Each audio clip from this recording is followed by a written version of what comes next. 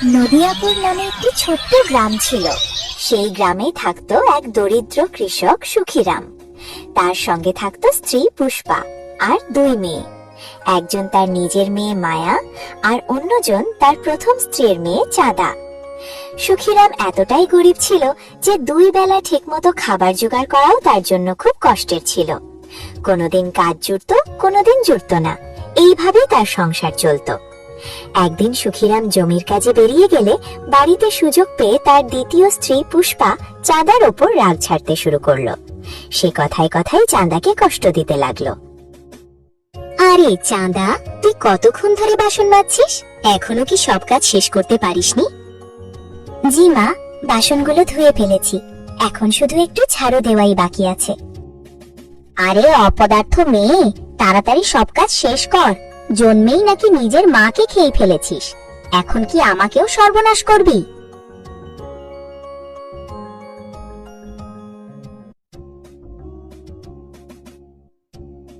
পুষ্পার নিজের মেয়ে মায়া ঘরে ঢোকে।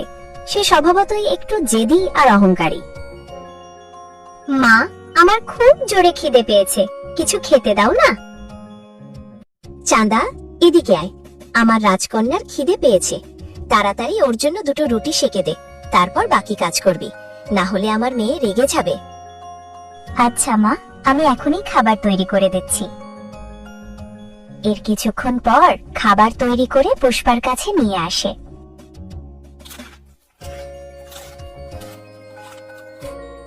আরে মা, এই চাঁদা তো খাবারে বেশি লবণ দিয়েছে, একদমই মুখে নেওয়া যাচ্ছে না। এই খাবার খুব বাজে হয়েছে, আমি এই খাবার খাবো না। চাঁদা, তোকে কি কখনো রান্না শেখানো হয়নি? খাবারে এত লবণ কে দেয়? আমার তো মনে হচ্ছে তুই ইচ্ছে করেই এত লবণ দিয়েছিস, যাতে আমার মেয়ের ভালো না লাগে। মা, আমি কখনো ইচ্ছে করে এমন করি না, হয়তো ভুলবশত একটু বেশি লবণ পড়ে গেছে।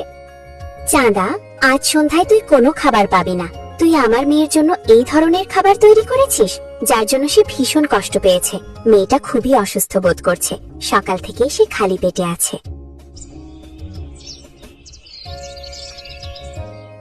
শোন চাঁদা, এখনই জঙ্গলে যা এবং কিছু কাঠ কুড়িয়ে আন, তবেই আমি তোকে খাবার দেব। ঘরে জ্বালানোর জন্য একটি কাঠও নেই।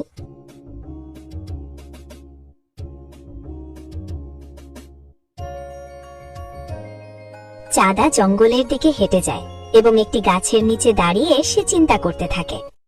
হে ভগবান, আমার জন্মের সময়ই তুমি আমার মাকে আমার থেকে দূরে করে দিয়েছো, আর এখন তুমি আমাকে এই পরিস্থিতিতে ছেড়ে দিয়েছো।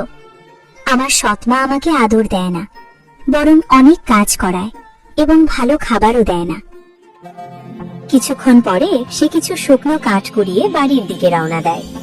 চাঁদা বাড়ি ফিরে এসে কাঠগুলো পুষ্পার কাছে দেয়। মা, আমি জঙ্গল থেকে শুকনো কাঠ নিয়ে এসেছি, এখন আগে বাড়ির সব কাজ সেরে নি, তারপর খাবো, খুব বেশি খিদে পেয়েছে। এই যে চাঁদা, বাকি কাজ পরে করবি, আগে ভালো করে খাবার বানিয়ে দে। এবার কিন্তু খেয়াল রাখিস যেন খাবারে কোনো সমস্যা না হয়। জি মা, চিন্তা করবেন না, এবার কোনো সমস্যা হবে না, আমি ভালো করে খাবার বানাবো। চাঁদা আবার রান্না করে এবং পুষ্পা ও মায়াকে পরিবেশন করে। তারা দুজন খেতে বসে। কিছুক্ষণ খাওয়ার পর মায়া তার মায়ের কাছে আরো রুটি চায়। মা, আমার পেট এখনো ভরেনি, আমার জন্য আরো দুটো রুটি নিয়ে দাও না। এই যে চাঁদা, আমার মেয়ে মায়ার জন্য আর দুটো রুটি নিয়ে আয়, ওর পেট ভালোভাবে ভরেনি। মা, রান্নাঘরে মাত্র দুটো রুটি বাকি আছে, আমি তো সকাল থেকে কিছু খাইনি, আমারও ভীষণ খিদে পেয়েছে। যদি এই দুটো রুটি আপনাদের দিয়ে দিই, তাহলে আমার জন্য কিছুই থাকবে না। আরে চাঁদা, তুই এখন বুদ্ধি দেখাতে শুরু করেছিস? তোর জন্য শুধু ভাঙাচুরা রুটির টুকরো বাকি আছে, এগুলোই খেয়ে নিবি। আগে আমার মেয়ের জন্য ওই দুটো রুটি নিয়ে আয়। চাঁদা নিরুপায় হয়ে রুটি আর তরকারি পুষ্পার সামনে রাখে, তারপর চুপচাপ রান্নাঘরের দিকে চলে যায়। রান্নাঘরের এক কোণে পড়ে থাকা ভাঙা রুটির টুকরোগুলো চাঁদা এক থালায় জড়ো করে। সে সেই টুকরোগুলো নিয়ে খেতে বসে। তার চোখ দিয়ে জল গড়িয়ে পড়ে, কিন্তু সে কোনো আওয়াজ করে না। সে জানে এর চেয়ে বেশি কিছু তার ভাগ্যে জুটবে না।